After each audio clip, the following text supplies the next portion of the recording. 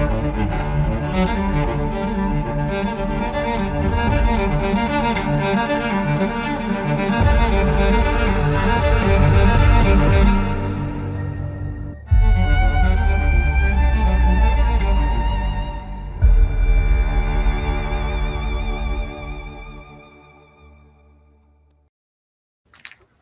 guys, welcome back to Freedom Brigade Nation. I always love the intro. I'm like, it's Wednesday.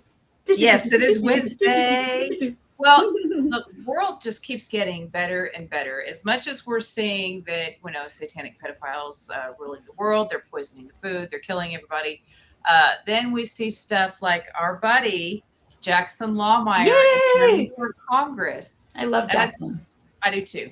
Guys, Jackson Lawmeyer is one of the pastors in Tulsa, Oklahoma, that stood up with a backbone during COVID. And so I watched a lot of weenies act in fear and close down their churches. The few that asked me about it, I said, please don't close down your church.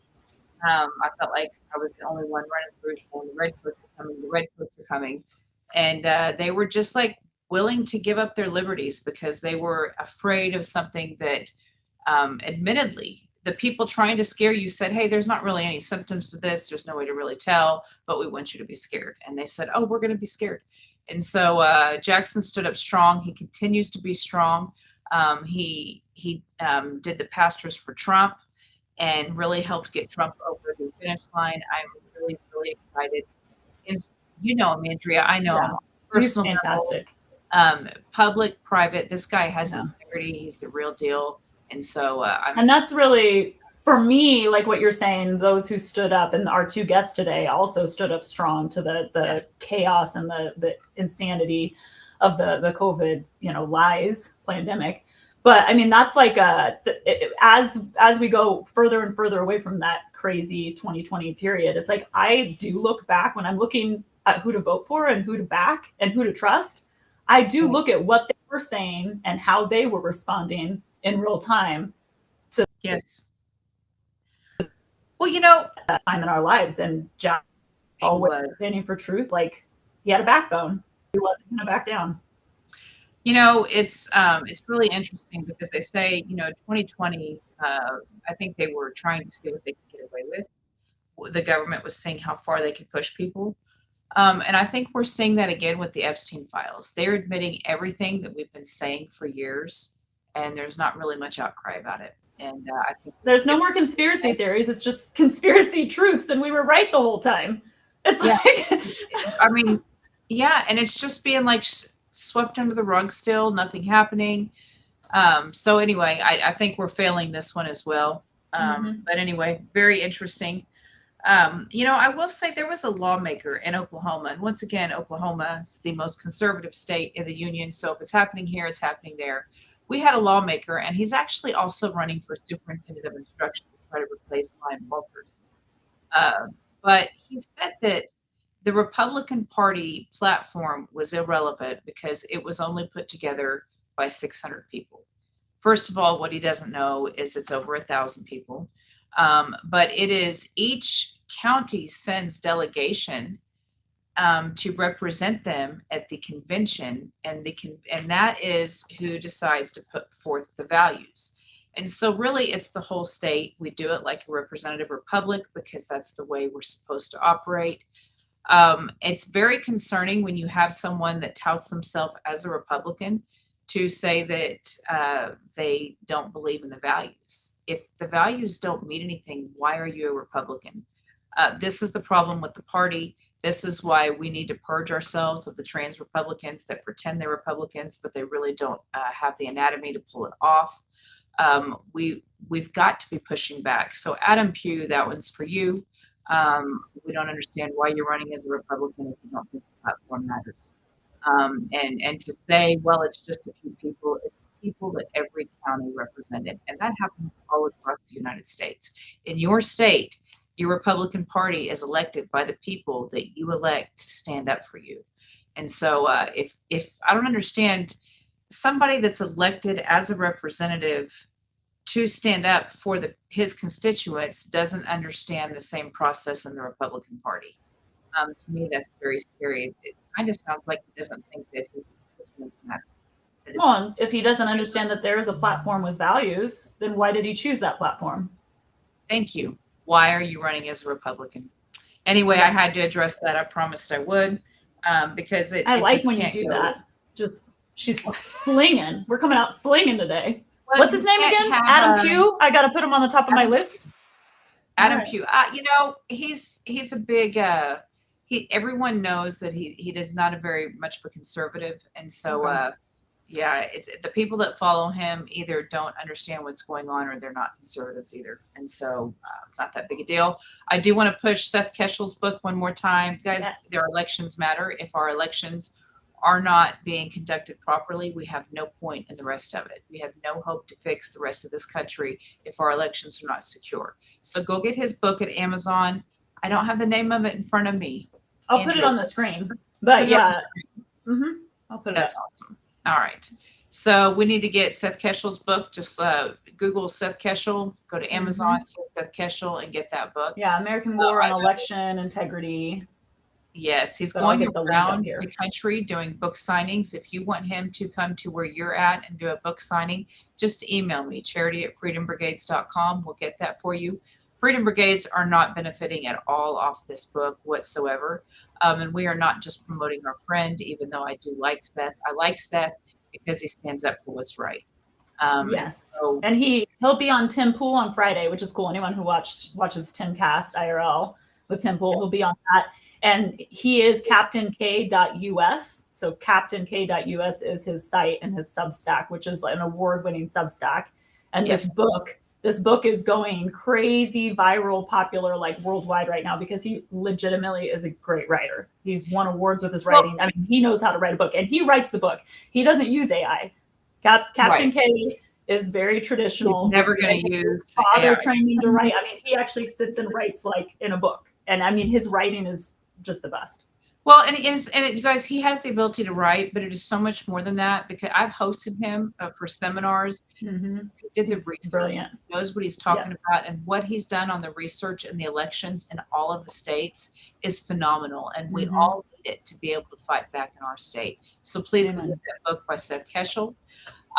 Moving on, though, we are going to talk about another giant. This one is actually getting scary. I had someone that you and I both know well, but I won't disclose her name because she's not given permission. But her mother was in the hospital, elderly woman, and she said, Charity, they tried to kill her. And I'm like, I'm hearing more and more of that. I'm not saying that all hospitals are trying to kill you, and I don't believe all healthcare people are evil. I think the system is evil. It's off its rocker, and the pharmakia is not really out to cure you. They're there to ail symptoms. Or to cure symptoms and or at least minimize them while it breaks 12 other things like any bad mechanic does. And so we're going to address some of that today. We need to welcome back. We've had both these guests on before. And I think you want to start with Clinton because Angie just dropped. Okay, so we're going to start with one, but that's great. It's Dr. Clinton Ohlers, which he is amazing. And what he's got to offer the public is something we need right now. Okay, Angie's back. Just so you know. But okay, so we're also going to bring on Dr. Angie Farella, who is, I don't know, I would not do her justice. You tell us about. Well, I don't know if I do her justice either, but I mean, Dr. Farella is one of my, of anyone to trust in MAHA and in the medical space. She's there. So she's been fighting. She was one of the first doctors who stood up and said, okay, we're doing vaccines never like we've ever done it before. And why? Why are the rules changing? Nothing makes any sense. And so she's based out of Houston, has a practice, and is like, again, one of the only doctors that I actually would trust with mine and my family's life, which is not saying much because there's only like two. It's her and like one other person right now, right? So anyway, let's bring her on. All right, both of them. All right, Dr. Angie, we were also going to bring on Dr. Clinton. Let's bring them both on. Clinton Ohlers of Safe Blood. Great. All right, thanks, guys. I love having you on. Before we get into, yes, thank you. It's fun when you guys, both of you. I had a lot of fun with Dr. Clinton last time you were on as well. That was a lot of fun. Thank you. I did too.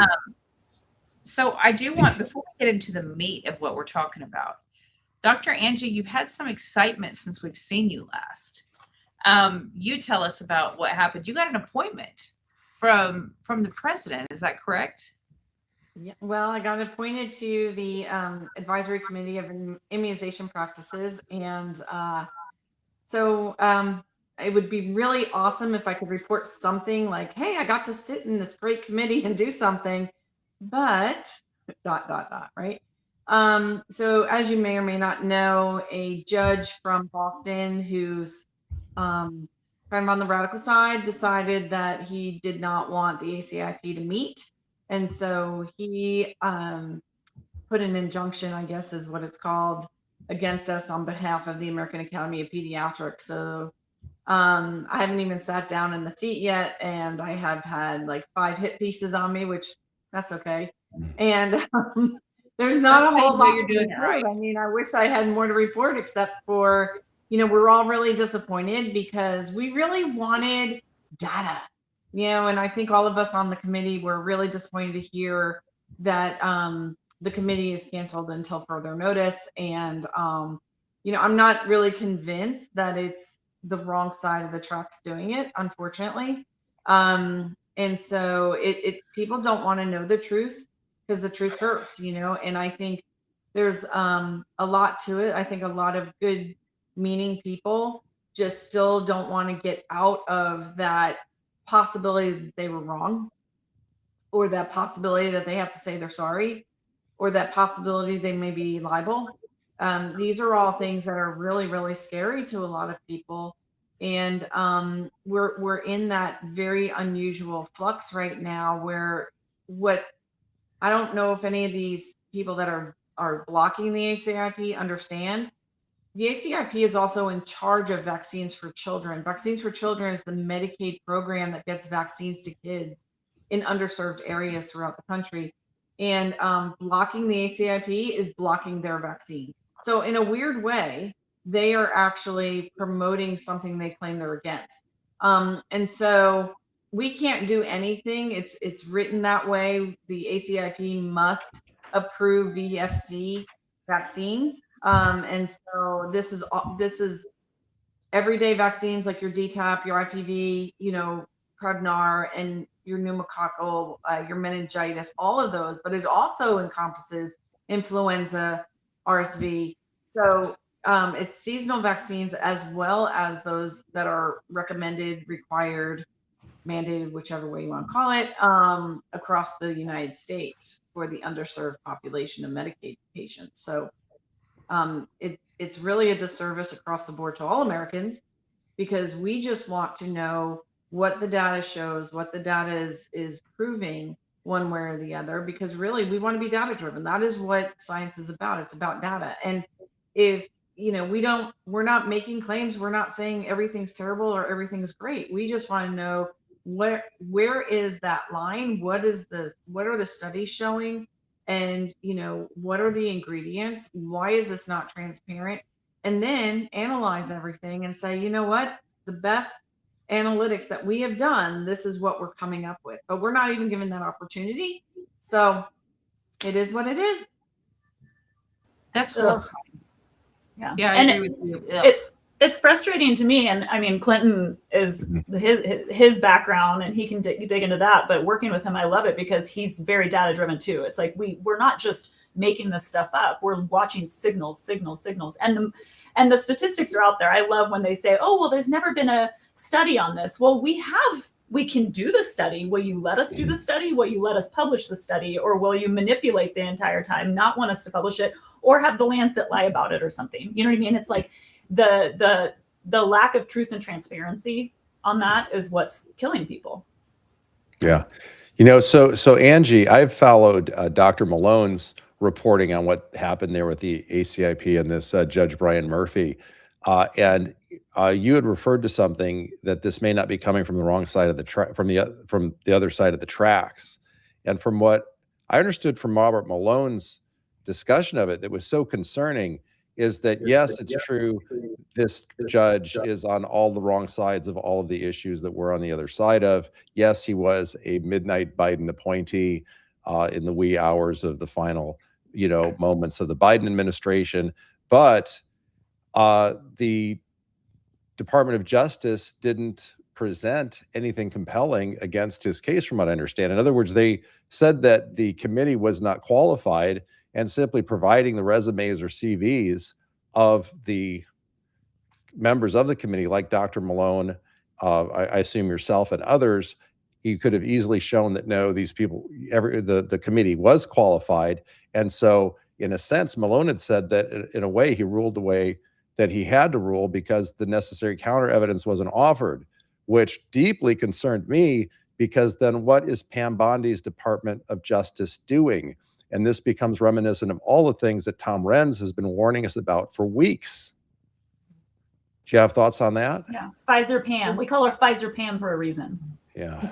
There's you know, so the qualification, here's the other thing too, that also this shouldn't have even come to pass, because this Judge Murphy is making Murphy's Law, right? Because it's really honestly, what qualifications? He didn't even bring forth what qualifies us to be on the ACIP. You know, every pediatrician in the United States of America that gives vaccines to children and sees the effects of vaccines is a qualified candidate for the ACIP, period, end of sentence. That's it. Okay. So, you know, I don't understand. I really don't understand what's going on here, because really, honestly, when I tell you I didn't even sit in the chair, I didn't even get to sit in the chair yet. So all I can say is that I'm very frustrated, because I want to help my patients. My population of patients is dramatically pediatric. And, you know, I'm an observer. I've been doing this for many, many years. I'm not an anti-vaxxer, and I don't care what they write in the mags. They have no idea what they're talking about. They don't look in my freezers. They don't look in my refrigerators at my office. They're not even patients of mine. So shut up. You have no idea what you're talking about. So, you know, you're walking around just throwing around these little labels because you think you're cool. You're not cool, because you're showing your ignorance. And unfortunately, we have a bunch of sheeple in the United States of America at this point that just goes, oh yeah, that's that doctor that said fill in the blank, because they heard it or saw it on Yahoo Mail or on their Yahoo Flashpoint for their browser. It's stupid. It doesn't even make any sense to me when people are saying to us, you're not a qualified candidate. Okay, if we're not qualified, tell us what in your mind qualifies us. You didn't even bring that point up. They did not even bring up the fact that where are the qualifications? You don't know what the qualifications are. They have no idea what we went through to be on the committee. Trust me, it was a pain in the royal butt to get, you know, to make sure I jumped through every single hoop to make sure that I was an unbiased, qualified candidate. I do not have patents. I do not have any kind of investments in any of these companies. I'm just, you know, a good old fashioned girl who runs a practice, who observes a lot of things and realized things were wrong. And I have a lot of pediatric experience, both clinically and across the board on other things too that they probably don't even know about. So that being said, we are frustrated as the ACIP. We're a phenomenal band of people that are in that group, in that committee, you know, and we have no idea what we're supposed to do. We're just sitting around. We were just told you can't talk to each other. You know, you're welcome to do whatever you want to do on a personal level. So by the way, this is a personal thing. This is not an ACIP thing, just to throw it out there. I wouldn't know what an ACIP thing is, again, because I haven't sat in a chair, so I don't know. But, you know, we just go round and round with this. And it's a disservice to the American people is really what it is. Across the board, it's a disservice. Yeah, and I think the American people really need to start realizing that they have to become more engaged. So, I mean, to give you an example, we had a fantastic bill pass in Idaho that allows people to maintain the freedom of getting directed donations, you know, choosing the blood of the individual who donate to them if they want to do that. And that's very important for people who need the freshest blood, and for people who want to avoid mRNA vaccine components potentially in blood or blood-derived products. But I'm going to contrast that. Now, that's the first state that was Bill HB 520. It's the first state in the U.S. that we've gotten that accomplished. It was so important for Idaho because the American Red Cross there, they're policies are determined by state, not necessarily nationally. And the Red Cross in Idaho simply wasn't allowing this. People were having to travel from Idaho to other states like Utah and elsewhere just to get a surgery that they needed. And so, but fortunately in Idaho, we had Laura DeMary there, fantastic people putting this forward. I mean, Laura was just an amazing champion for this, and much of the legislation that we need around the country, she's been behind. But you had state senators who had been actually denied these kinds of blood donations. And so when the Red Cross came out and lied, it was absolutely apparent, because people on the committee had been denied. So you couldn't say that denials weren't happening, which is one of the things that they tried to say. But I want to compare that with Tennessee. We were just in Tennessee for a identical bill. You know, Tennessee thought of as a very free state, right?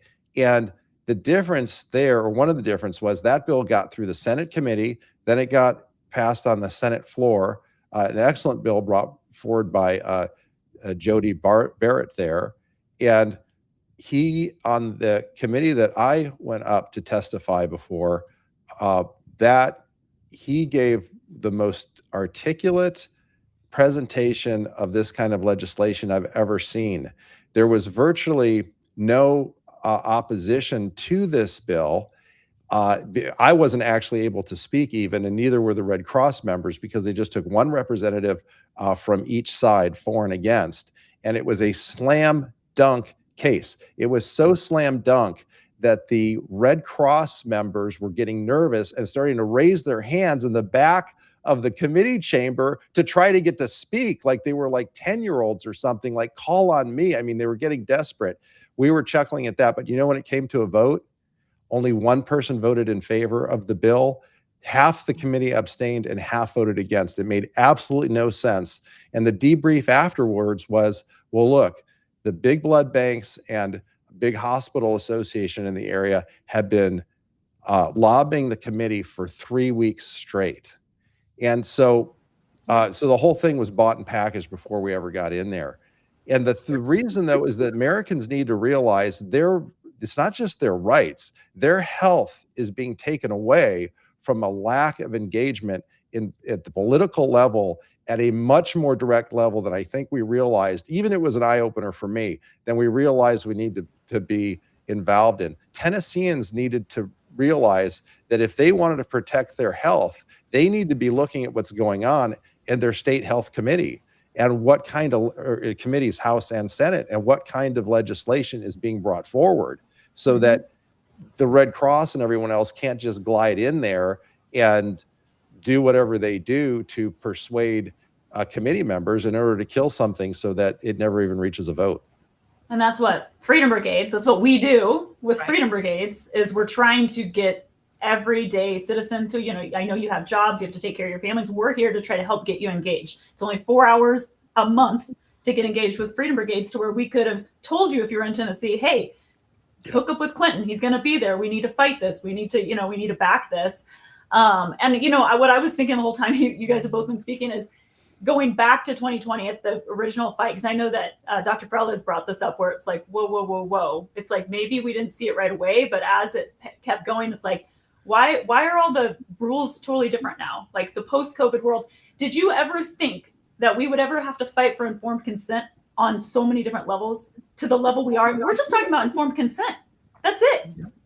That's all we're trying to fight for. I never would think that I'd meet Clinton and be helping him fight for this level of informed consent when it comes to blood donations. It's wild to me.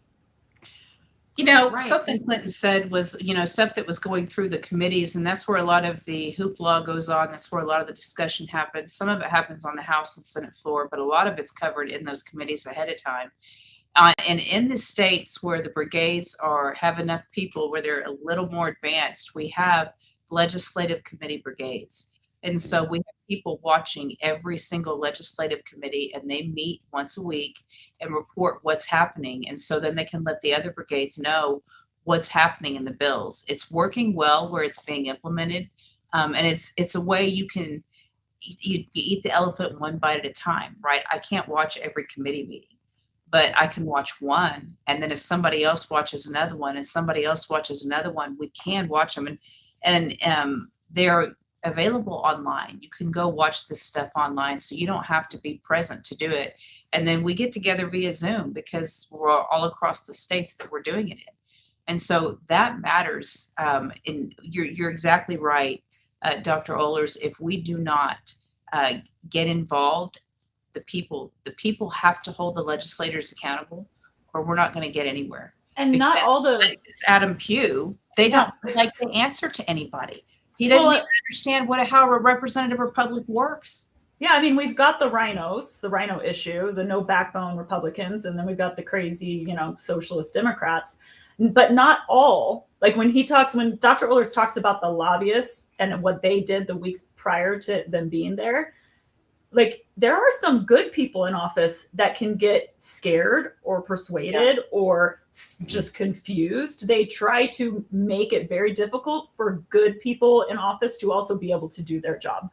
And I mean, I have friends that are in office that have told me horror stories to where it's like their families are being, brought into it. They're feeling like they're getting death threats. I'm not saying it happened in this case, but there's like when you're going against the big pharma guys, the big ag guys, when we look at the glyphosate and all this kind of stuff, sometimes good politicians will get threatened by these lobbyists in a way that they get cornered too, or they feel ineffective. And then they are ineffective. Sometimes they feel like they're cornered and they can't get out. Yeah. We're up against the devil. I mean, look at what happened with Dr. Farella. This is insanity. Well, this is why what you're doing is so important, because I, realized this, in a real new way this last week coming out of Nashville, because we just got shellacked and our jaws were dropped. It was as if you had done a perfect basketball shot and it's on its way into the basket, on its way in, and then it just diverts against the laws of gravity and goes out of bounds or something. And again, it's the same thing with, I think, at a national level, right, with the ACIP. I mean, we've been so thrilled that we got Trump in office and RFK Jr. there to do so much, and this issue is finally getting tackled. And then we get sidelined by a federal judge and then a faulty Department of Justice. That's accurate. I mean, that's literally what's happening is, and what's even weirder than that is the ACIP is an independent volunteer organization, by the way. So this is something that honestly has cost me money out of my pocket to be a part of, and I'm not even a part of it yet, and it's really, the whole point of it is to be independent. And unfortunately, in the years past, it looks like there was a lot of bias. And, that is one of the things that frustrates a lot of us in practice, is that, you go to school, you learn really amazing things. Sometimes you go to a university system that really relies heavily on that kind of funding. And so there's representatives that come in, kind of like your lobbyists, right, that come in and to teach the residents things. And, and then they come out with a bias after they complete their residency going into the real world. And sometimes it's hard to break off that bias. Sometimes it seems kind of silly, but when you're looking at the big picture, it's really important not to have bias. I don't have that bias. So I know some people think I'm biased one way or the other, but really I want to know what's good for my patients. That's all I want to know. If I think, and I said this many, many times over the last 6 years, I said in 2020, when all this was going down, I said all the good things about vaccines that we could prove in the office is going to be destroyed because they lied. Yep. That is the words that I've said over and over and over again, because clinically I have seen some good things. Yeah. Okay. Clinically I have. But when you are talking about the overall smoke screen that the pharmaceutical companies in particular, they're marketers, right? They're going to present to you something so that you buy it from them. And there's many different ways that they do it. And it's unfortunate that right now you have a group of people that are so committed to the American people and the American populace and the American health to try to do what's best for them without harm, or with reducing harm to the absolute minimum, and or giving at least informed consent so that the American people can make their own decision, and we're being blocked, that's what throws me completely into a tailspin. Yeah. The corruption's profound. And one thing that I want to say about you, Dr. Farella, is you never came across as, you know, the big anti-vaxxer doctor. You were always very much following real science and investigating it and talking about real experience. And you are a real doctor with real patients that you're still treating. You're not one of these doctors that, oh, a long time ago, I worked in an ER or something. No, Dr. Farella is still with her patients daily. So she's seen it extrapolate out in real time. If anyone's going to see actual numbers and be, you know, be an expert in it, it's you. You're out there actually practicing and actually still doing the doctor thing. But you never came across as, you know, one of the, what was it, the Dirty Dozen, you know, with like the like Sayer, you know, and stuff like that. Yeah, I mean, you've always been very, very practical in the way you address the issues with what happened with the mRNA vaccines compared to the past of every other vaccine. Yeah, no, thank you for that, because that's how I present in the office. I mean, I know I say this all the time too. It's like, what you see is what you get. I shoot from the hip. I really want people to understand, you know, and I tell them, look, if you feel I am wrong, prove me wrong. Please show me where I'm wrong, because I want to know where I'm wrong. And I've always been that way for years and years and years, for decades, since the beginning of time. I have, you know, product information sheets from some of the original vaccines I carried in my practice 22 years ago. I still have them. And so and people think that that's insane, but you know, I kept them for a reason. I kept them because I was reading through them and I'm not finding what everyone keeps talking about in the conspiracy world, right? Or the truther world now, I guess you can call it. And it was because it was deliberately hidden from us. It was deliberate, and that makes me angry as a clinician as well. Like, they deliberately hid very important information that I should know so that I could do what's best for my patients. That to me is a horror. It's a horror show. And that is what kept me up at night in the last 5-6 years. Honestly, that is the thing. So they say that immunizations are a preventative care, right? And that's how we were taught. You know, my children are not vaccinated. We don't play that game. My older children were, because I wasn't old enough to understand what was happening. I didn't know the truth yet. But what would you say is preventative care? Because you've been talking about peptides, and you've been talking about stuff that actually it does prevent you from getting sick and from being and how to be optimally healthy. So tell us a little bit about what you're involved in that aspect. So preventive care, I mean, pediatricians do it well, honestly. We do preventive care very well. We do a lot of anticipatory guidance is what it's called. And so, but I've always done things a little bit on the functional / holistic side. And so my patient population tends to be healthier. They really do. When I talk to my colleagues, even locally, I don't have hospitalizations for major diseases in my practice. I don't have that kind of thing. And why is that? And it's because I teach my patients what to do that is best for them and their family to try to keep the junk away, to try to keep the illnesses out of the burden. Or if they do get exposed to an illness, how to bone up their immune system as much as possible so that they can get over it quicker, get their immunity going, boost that immune system so that other people don't get it. And then, you know, keep moving forward, because, you know, there is a recovery period and you have to let your body rest. So I teach all that stuff from day one, square one. I teach even in my office, you know, I teach parents how to feed solid foods to babies. I don't know too many pediatricians that do that, honestly, because I have parents that come in from all over now, as you can well imagine. And the first thing I tell them is, okay, I'm going to teach you what to feed, how to feed, when to feed. And so many of them, they had older kids and they're like, no one's ever told us this. And it's a disservice to their patient population. I don't have obesity. I just don't, you know, it's very, very small percentage. It's not like what you see on the national headlines, you know, that the childhood obesity epidemic and all those things. I don't have it. And it's just because my approach to health is always to restore your core and everything will fall into place. if you teach people information that they really should know, then they will know it. And when they do know it, they do better. It's a real simple philosophy, actually. But that's really where my prevention part has always been. It's always been that on that slant anyway. So you just don't see things that others see in their practices because they don't take the time or don't have the time to actually teach their population how to stay well. That is the point of preventive medicine, staying well. And pediatricians, I mean, that whole world is wild to me because it's, just the constant, like, here's all the vaccines you're going to get with your child today. And then they do all the measurements and things like that. But like what you're saying, that's all you get.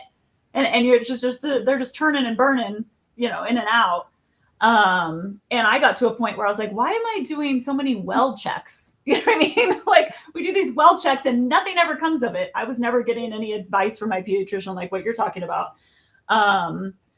Yeah. And it's, I mean, the poisoning that has been going on in that world, like I've been fascinated with, all the awful things with, we've gone so far against nature that,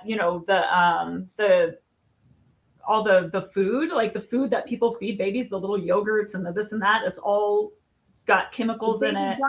The baby junk food. There's a ton of baby junk food, the little puffs and the little yogurts. And then formula, when you really dig down into what formula is, it's terrifying. I think that's a big thing too, is because I really encourage breastfeeding. Yes. And I actually teach mamas how to latch their babies in office if they're having trouble. So again, I just kind of try to go back to basics. I just try to do what is the best for that baby at that moment.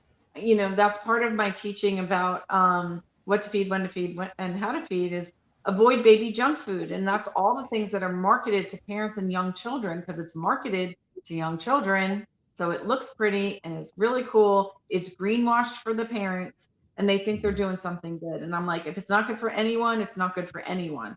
And it certainly isn't good for a baby. So avoid all baby junk food, your puffs, your wheels, your goldfish, which is a nemesis of mine.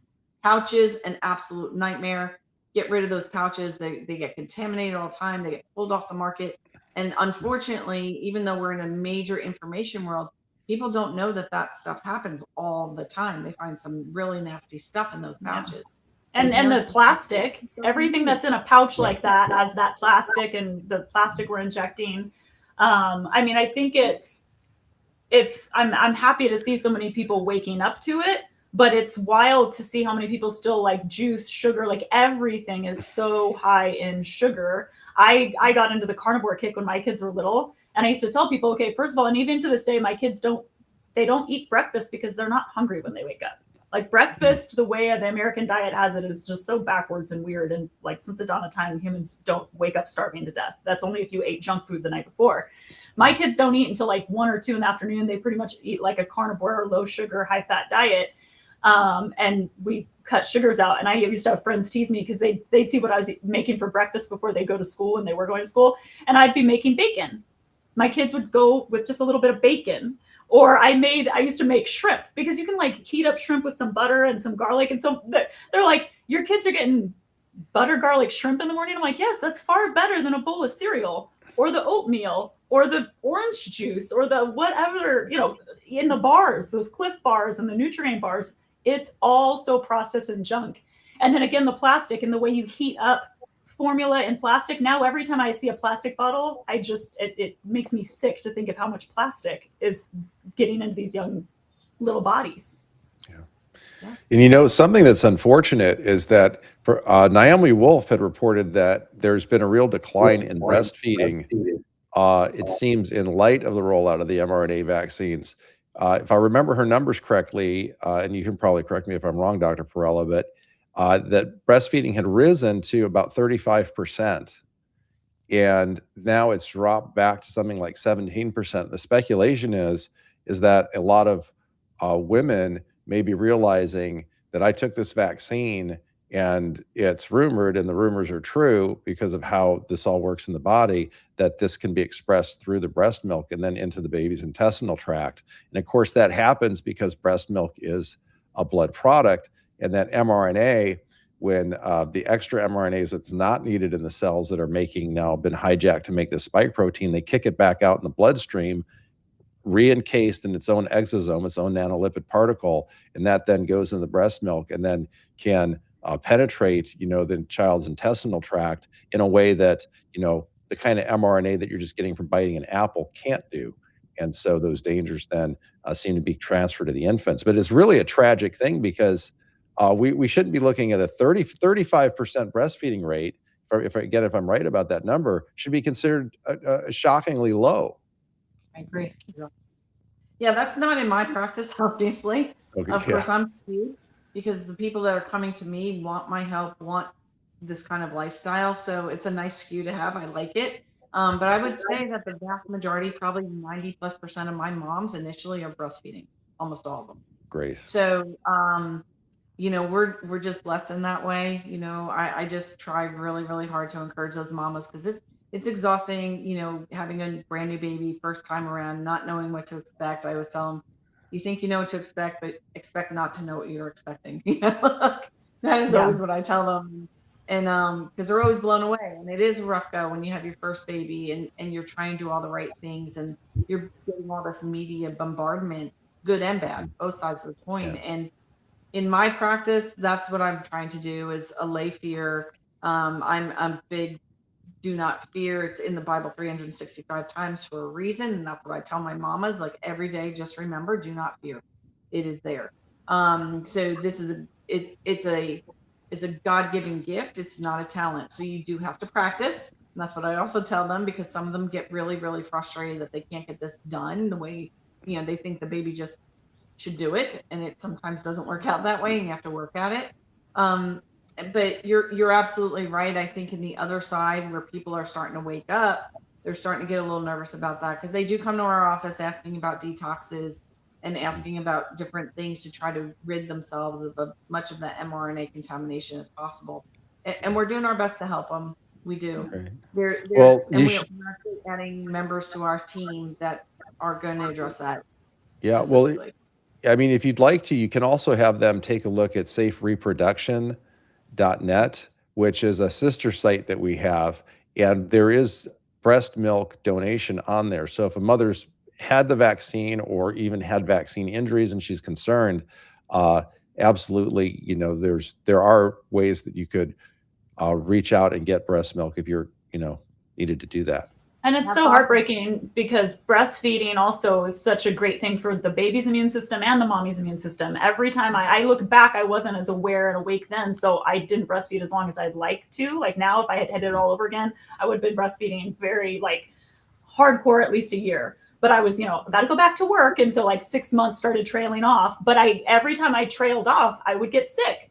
Me and the baby would just not be feeling as good because the breastfeeding actually helps boost both of your immune systems. And then as you're talking about that, Clinton, I was thinking, the spike proteins also hurt immune systems. And you have to have a strong immune system to be a young mom. It's like I said, it's like training for a marathon. You want to be in the best shape of your life when you have that baby. And so if your immune system drops, you have a hard time breastfeeding. I had an infection and got sick when I was breastfeeding, and it made the breastfeeding so much more difficult. I got through it, but I can't imagine if your immune system's already suffering from the spike protein, how that makes it a lot more challenging. So it's interesting. And I wanted to go back to Safe Blood because we're running out of time, but what you said kind of strikes something with me. So I had 6 children. I breastfed all of them. I understood how important it was. I quite enjoyed it. It really. And she'd have 6 more if she could. I really would. Her husband keeps buying her puppies so that she doesn't have more babies. No more. Yeah. You can't have too many kids. Whatever. I always say I wish I had 12, There's a bonding, right, with the kids that on this level that it's amazing. God, the way he created us is so amazing. But I know that when the baby is sick or if I am sick, the milk produces more antibodies. There is medicine in the milk for whatever is happening because it's amazing.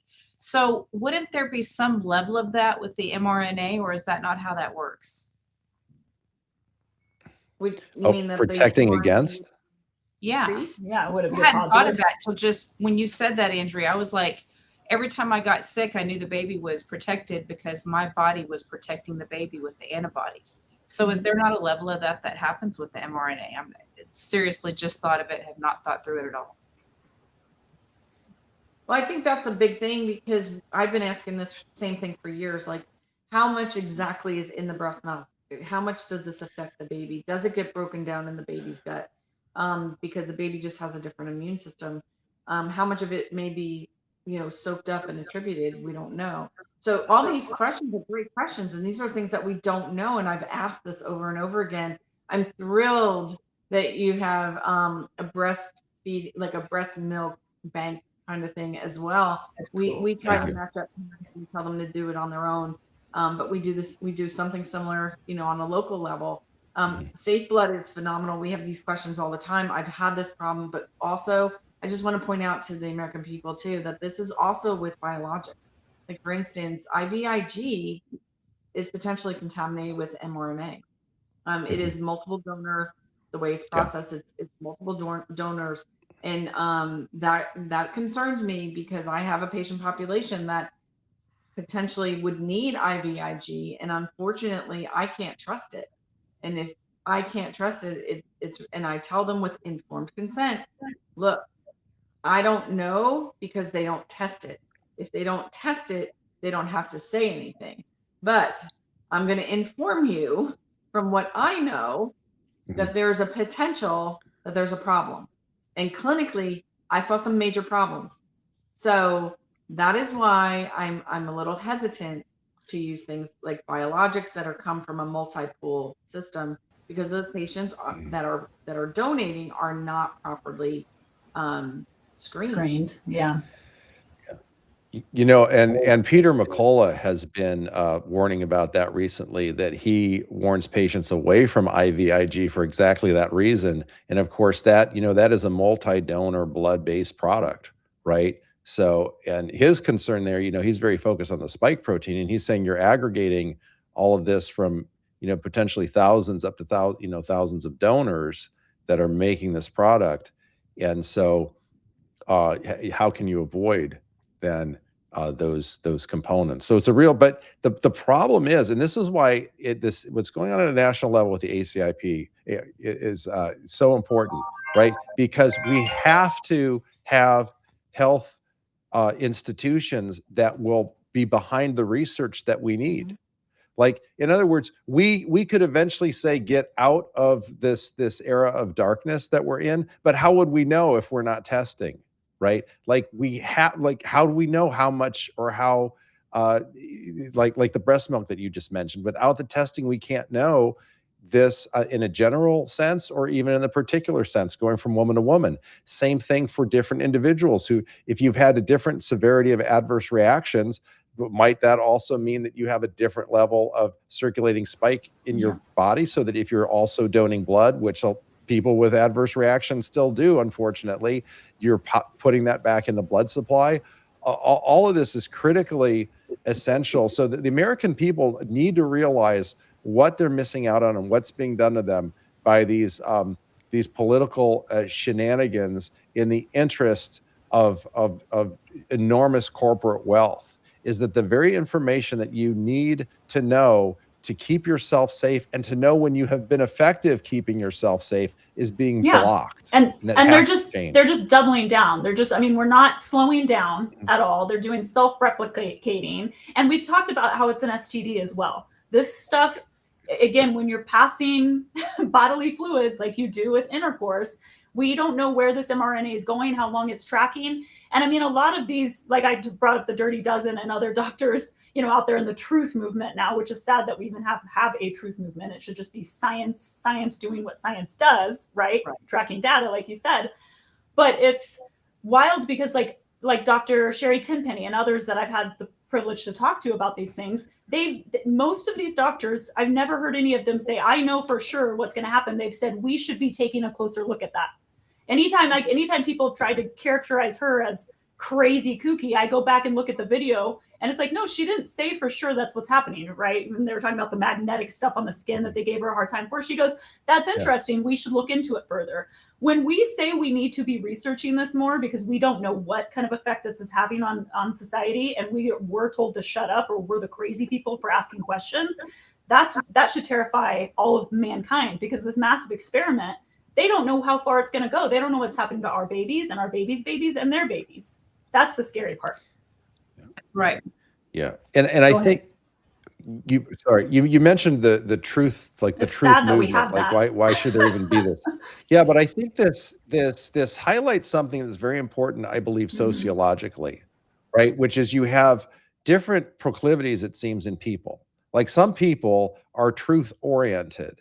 Like, Dr. Farella was saying earlier, I don't care what it is. I just want to know the information so I can do it. In other words, if you're a truth oriented individual, you're going to be focused. You want to be right by way of getting the right information. So in a way, you care more about being right than anything, but you don't care about being right at the moment. You're more than happy to be wrong if that's the path that leads you to getting to the truth. Now, then on the other hand, you have people that are outcome oriented, it seems. And they're all the people that were, say, so frustrated by those who wouldn't get the vaccines. Just get the vaccines and get us through this thing, right? Just, that put all this counter pressure on, or Pfizer and all the rest. The outcome is financially oriented at the very least, right? And so these outcome orientations are the enemy of the truth, and people need to make a decision on what side they're on. Do they really just care about the outcome of hopefully moving on and not facing these issues, or do they really care about the truth, whatever direction the truth takes you? When I was working at America's Frontline Doctors, I was Andrea Brockovich. I was on the phone taking phone calls all day with potential plaintiffs. And it was constant parents crying and begging to be on a lawsuit because my baby's going to have to get the vaccine because they're not going to let him play football in college if he doesn't get the vaccine. Or my baby went and got the vaccine because he wanted to play football and he had a negative adverse reaction and he can't play football because he's so sick. I mean, what they did to us is beyond crimes against humanity. It's the most despicable, disgusting thing I ever lived through, and I still have PTSD from it. But they talk about the mandates and that there weren't mandates. There were young people, and then the people who were like, "Oh, me and my whole family got the vaccine because we have to travel. We booked this cruise, to Rome or to wherever, the Mediterranean, and we have to go on our trip." And I'm sitting there going, just wait. I told all of them, can you wait? Can you put off college for a year or two if it means saving your life? Can you put off that vacation? Exactly. Like what you're saying, that fear created this response where, like you said, they just wanted the nightmare to be over. But guess what? We're still living in it. Right? Well, and that made it worse, right? So if you want to get unvaccinated blood, you need to sign up in case if you're going to need it. You may not know. You may be walking into something. Tell us a little bit about how that works. Yeah, absolutely. Well, so what we do is we match non-mRNA vaccinated blood donors with anybody, unvaccinated or vaccinated, who has a surgery and wants that blood. Okay, that's called a directed donation.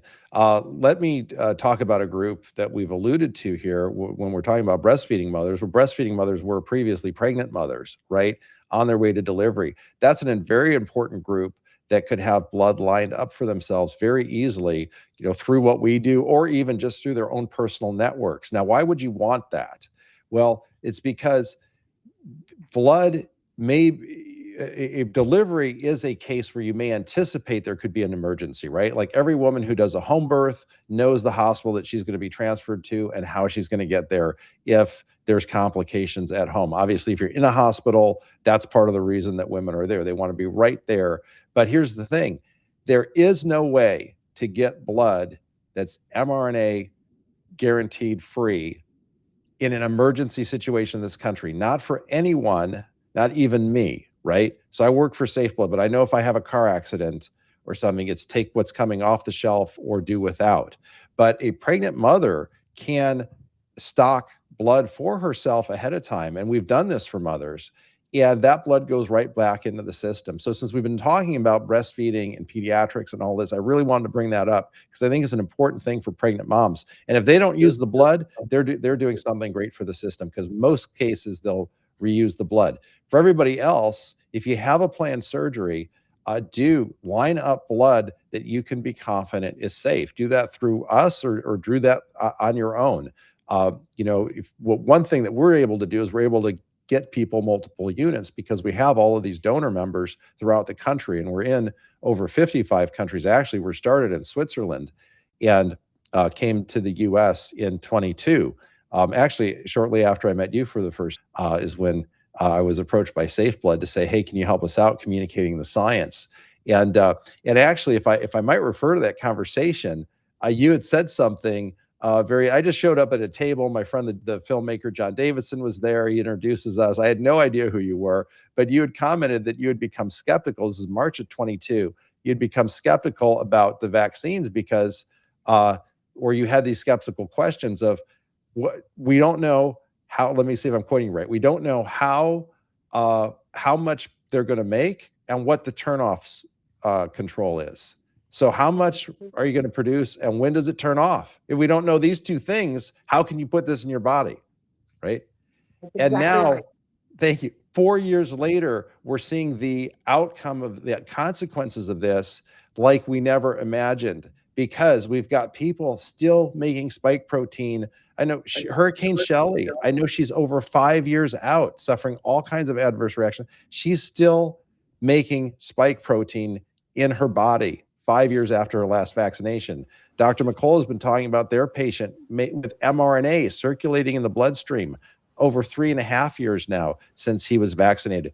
Kevin McKernan finding not only the plasmid DNA and SV40, the SV40 enhancer particularly in Pfizer, right, that are, oncogenic, cancer causing, but now studies are showing that those are circulating in people's bloodstreams multiple years after vaccination or mRNA, gene therapy, right? So now this can of worm that's opened up because of the exact things that you mentioned, right? That we don't know what the shutoff valve is, and we don't know how much it's going to do.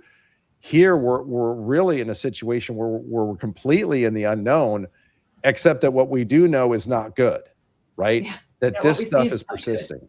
Well, and it was like, oh, it's going to be in your arm and it's just there, and then it goes away. And then all of a sudden we see it actually congregate in women's reproductive areas and go all over the body, creating so much havoc.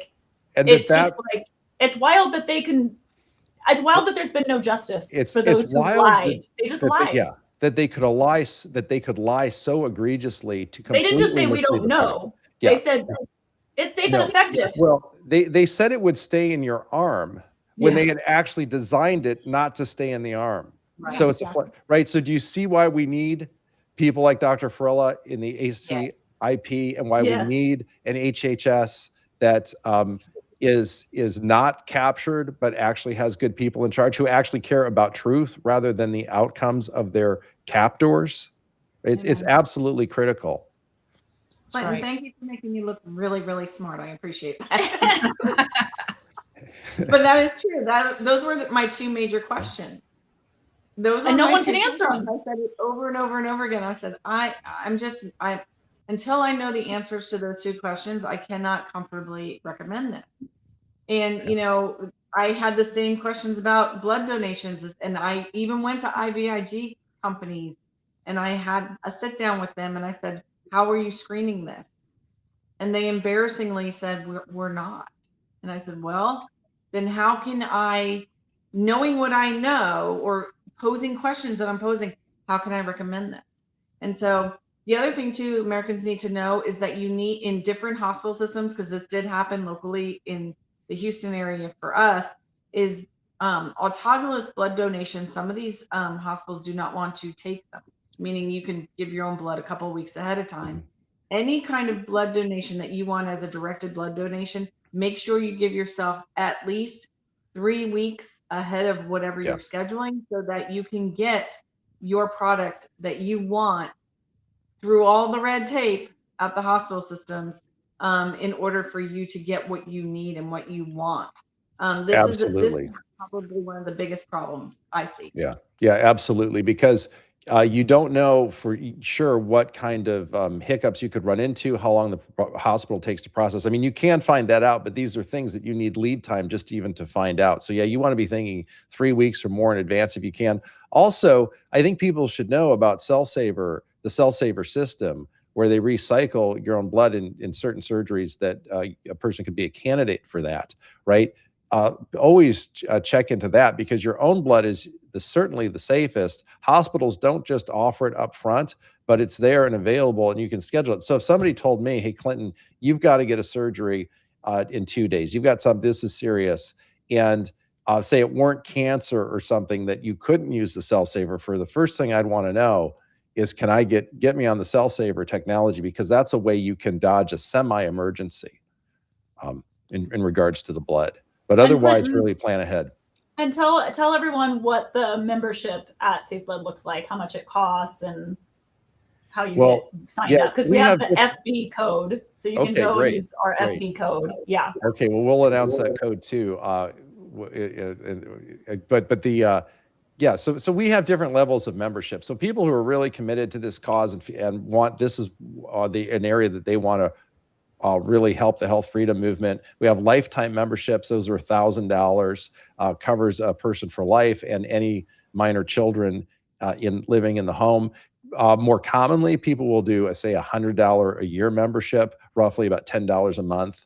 And then there's also monthly memberships, which is a sign-up fee plus $10 a month, which will all be discounted with this code. And then, very importantly, if obviously, the way I see it is that what people are doing by becoming members of Safe Blood, we hope none of our members ever need blood, right? And that's not the case, right? There's a certain percentage of them are, and their loved ones will. But when a person goes into doing this and saying, hey, I'm willing to pay $10 a month to support this, it's not just insurance for your blood. It's you're helping to make this thing something that stays available for people into the next generation, that they can get this blood that is the safest. And so you're part of a cause more than just part of receiving a service. Clinton fly all over this country testifying and fighting for our informed consent rights. So yeah, the organization is wonderful. We also have a Substack, Safe Blood Substack. So, I mean, anything, if you get involved, like Clinton says, it helps us do the work to get the information out there. So yeah, retweeting our tweets. We're at @safe_blood3.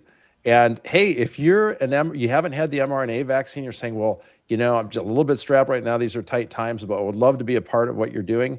Go ahead and join the Substack for free. But hey, become a blood donor. You can be a donor with us for free. And that incredibly increases the impact of what we're doing because, redundancy is necessary. And so just being available means our reach is expanded, even if you're never asked to give blood.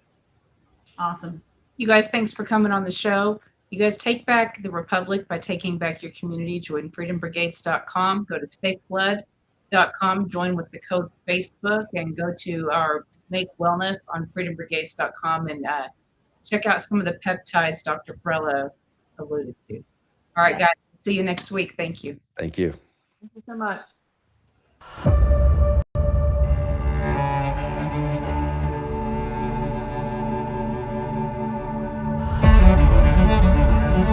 Thank you.